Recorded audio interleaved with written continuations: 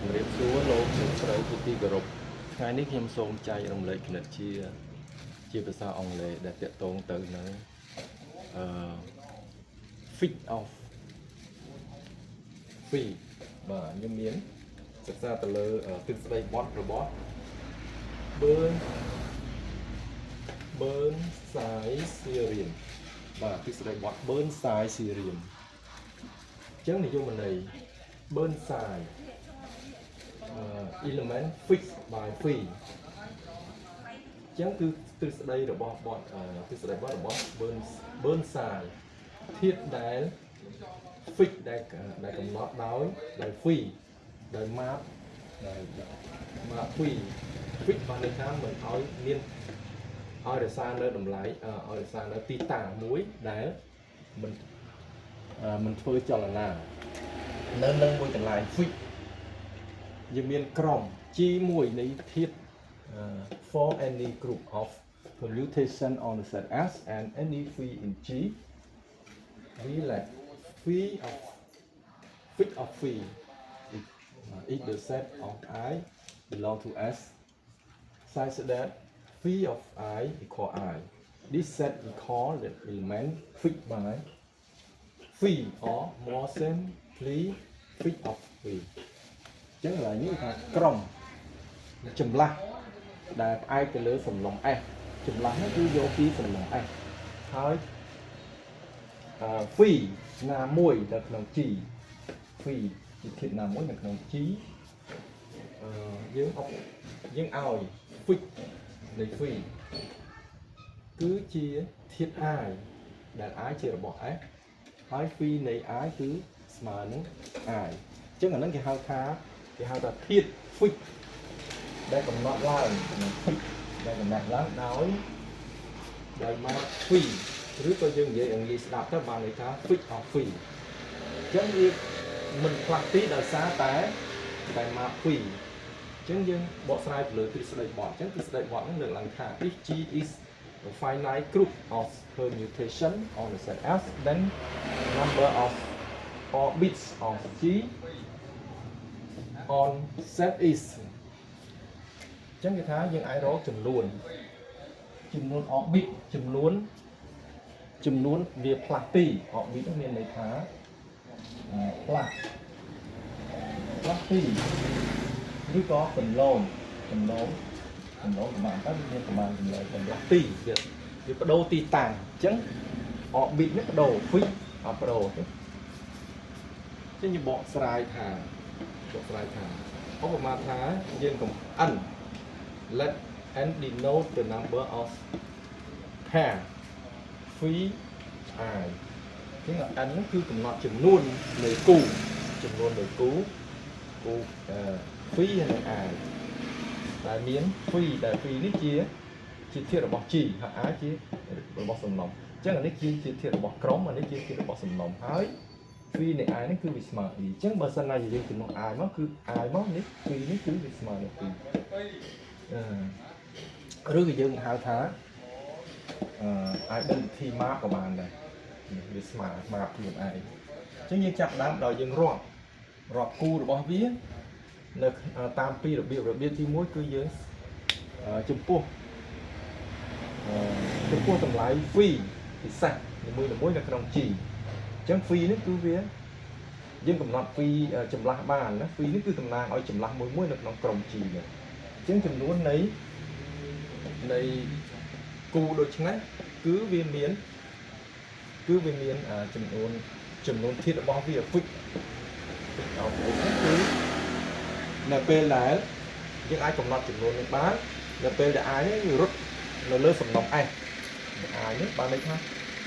ក្នុងសំណុំ S នេះយើងអាចជ្រើសរើសមួយណាក៏បានដែរអញ្ចឹងយើងអាចកំណត់ចំនួនរបស់វាចំនួនអញ្ចឹងដូច្នេះគឺ n គឺវាស្មើនឹង sigma នៃ G S ដែល sigma នៃ phi S ចំនួនធាតុរបស់វានឹងផលបូកចំនួនធាតុរបស់វាទៅតាម phi យើងឲ្យ phi នេះ phi ជារបស់ G ទី2គឺយើងកំណត់ទៅលើតម្លៃពិសេសនៅក្នុង S វិញហើយពិសេសអញ្ចឹងយើងសង្កេតឃើញថា យើងគិតឃើញថាយើងសង្កេតឃើញថាអានេះវាតកតងទៅនឹងទិសដៅបត់មួយដែរអញ្ចឹងយើងសង្កេតឃើញថា step I in G ហ្នឹងគឺវាមានចំនួនជាចំនួននៃអញ្ចឹងយើងសិក្សារវាង fix of phi ហើយនឹង stabilize ing ជាគូនៃតម្រងវាមានតម្រងដែរ stabilize ទិសដៅបត់មានតម្រងដែរ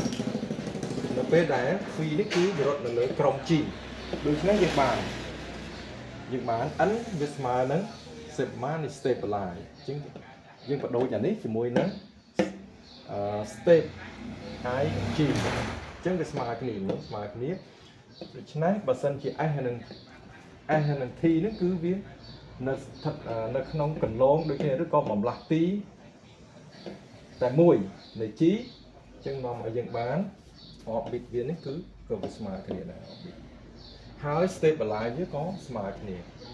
ដូច្នេះបើសិនបើយើងជ្រើសរើសយក S1 ជ្រើសរើសយក S ធាតុរបស់ S នឹងមួយអញ្ចឹងយើងផលបូកសរុបទៅលើ orbit ហើយអញ្ចឹងវាត្រូវនឹងទិសដៅបត់ appel onto the orbit stabilizer stabilizer theorem អញ្ចឹងត្រូវនឹងទិសដៅបត់ orbit stabilizer theorem អញ្ចឹងត្រូវយើងបានរូបមន្តនេះរូបមន្តនេះវាមានហើយអញ្ចឹង sigma នៃ stabilize T in G ដែលយើងបញ្ជាក់ថាដែល T នេះគឺជាធាតុរបស់ orbit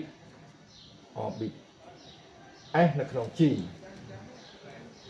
អញ្ចឹងវាមានតម្លៃទៅតាមនឹង T នេះជាធាតុរបស់អញ្ចឹងវាស្មើនឹងបានន័យថាយើងយកពី T ទៅដល់ S អញ្ចឹងយកពី T ទៅដល់ S អញ្ចឹងវាស្មើនឹងអញ្ចឹងយើងជំនួសកន្លែងនេះ T យកទៅដល់យកពី T ទៅដល់ S អញ្ចឹងកន្លែងនេះ S ចំណាំនឹង S orbit G orbit of S G គុណនឹង step S in G អញ្ចឹងវាស្មើនឹងក្រុមទាំងមូលដូច្នេះយើងឃើញថាយើងតាមរយៈនេះយើងទាញបានអញ្ចឹងយើងបាន fix ដែលកំណត់ដោយ fix of phi នេះគឺវាស្មើទៅនឹង stabilize ដែរ stabilize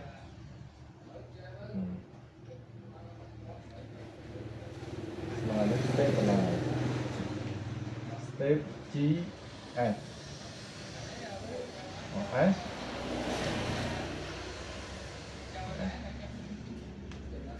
T S គុណនឹង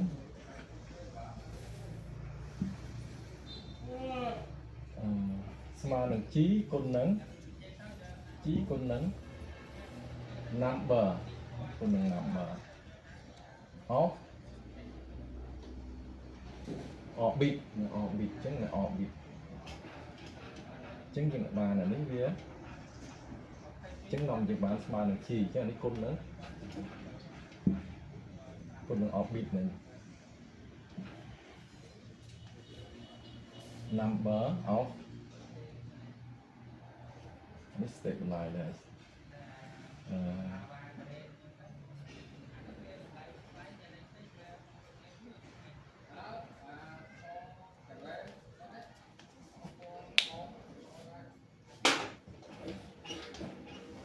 បាទសូមអរគុណសូមជម្រាបលា